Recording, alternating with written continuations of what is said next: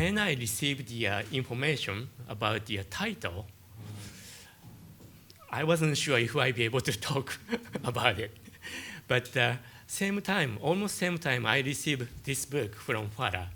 That was probably when I was in US, maybe in the end of August.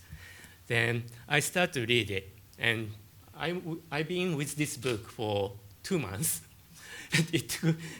Right now I'm page 298, so one more chapter to go. But it takes time for me to read in English. And actually, this is my only second time to speak in English and do the presentation. I do a lot of presentation for Japanese people, like high school students and principal. I do that quite often, maybe like 7, 8 times in a year. But don't do this in English, so please bear with my terrible English. This is my very brief information, but already Abdelhait informed about my organization. But we are considered one of the oldest international exchange organization in Japan. Probably we started right after World War II, but officially, as a registered organization, we are underneath of education, Department of Education of Japanese government. That was 1956. Now we are affiliated with the Cabinet Office of Japanese government. That was from 2012.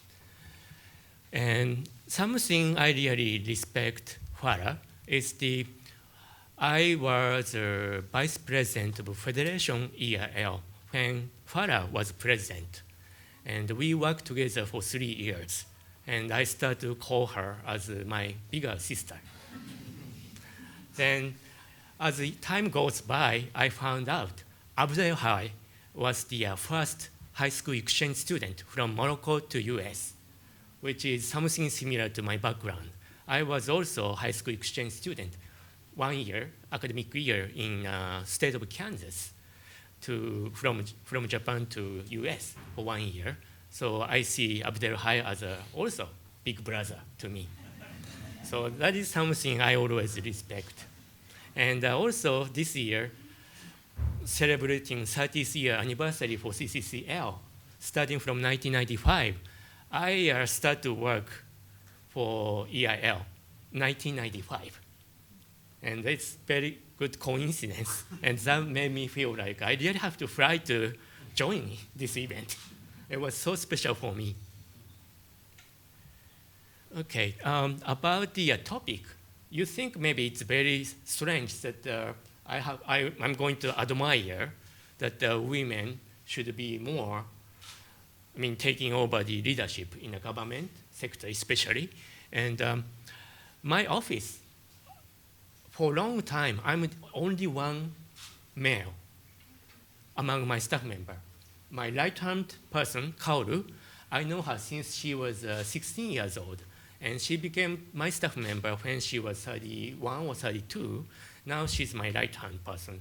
And left-hand person is Rie, and she works for me for more than 20 years. And any other staff member is predominantly, it's been always women. And but my organization grew quite well, and I cannot do without their support or their knowledge and their skill. And that's some part of the reason I choose this topic. And post-liberalism, it's also something tough, but I assume this is something from the big change in the US, but we see a lot of changes in Europe. And actually, I see that in Japan as well. And that, again, coincidentally, that was only last week. We have the first prime minister, women. But at the same time, she's she considered as a super right-wing person. But it's a big change in our history to have women as a prime minister. So, yeah. That's something also come from this book too. Okay, the current status in Japan. Yeah, for a long time we are the lowest population of women that in the management level, and it's big change. It just took place last week. but still going on. It's very tough to find the women leaders, president or CEO in our country. And this probably is very interesting one, and Japan is here.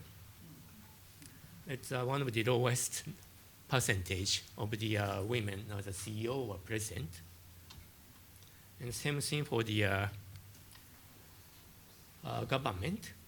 This is about the government leader, and here you see the Japan, but only last week it changed. Only last week I submitted this to FARA 2 weeks ago. Yep. 0%. Now it must be like 2% or 1%? But it's big change. Yep. And this is something because after me, you will have a much better or speech or expression. I don't have a PhD, so I'm telling you everything about from a viewpoint of practitioners. And looking at these 10 years, I'm involved with the about 100 or 200 high school exchange students from Japan to maybe 20 or 30 different countries every year. But you see more than 70% or close to 80% of my participants are always female, always. And that shows that how female students are more capable or has a better knowledge of something they can learn from the being in different countries. 10 minutes, right? How much time did I? Not much. Okay. And this is something what I've been often talk with my staff member.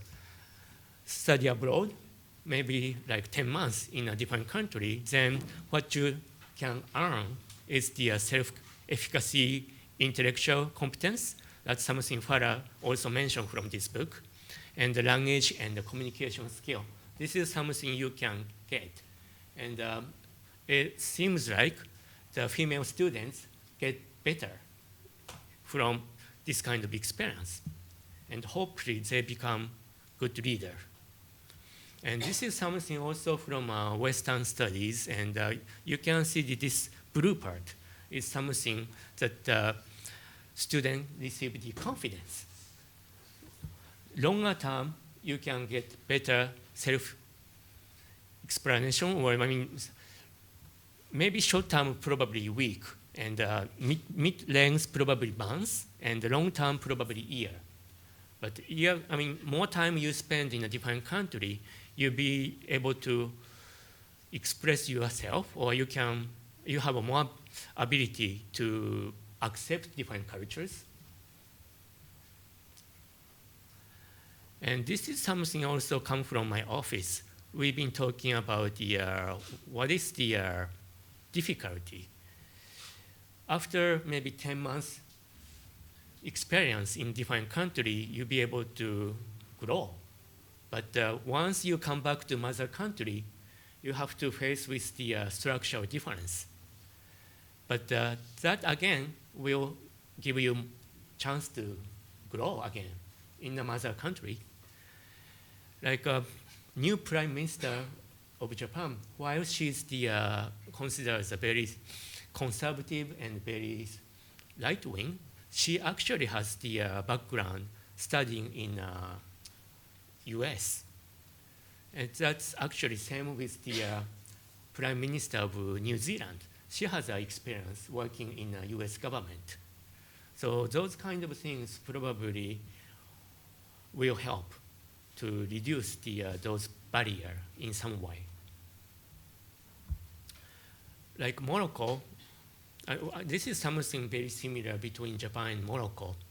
Religious limitation for the female, it's always very challenging. But if you study abroad, probably you have a better skill to break through somehow.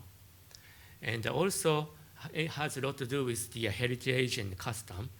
And I mean, it's a kind of good or bad example probably is about our royal family or emperor family. And right now it's a long time discussion. There's a long time discussion in Japan because our current emperor has just one daughter. Yeah, and she's now 20 or 23 years old, and it probably very likely the next emperor. We are hoping that she might take over. She's very clever, and everybody respects her, but she's female. So it seems like she won't be able to take over. So probably her cousin probably take over. So that's something will take long time, but we are still in a discussion. And this is something about the conclusion, individual level, that we believe that the study abroad will help the critical thinking, and that will be long-term probably breakthrough the what we call like a glass ceiling. But social level, that is something we hope that our students, after their exchange year, will become the good leader in our society. Okay. Thank you.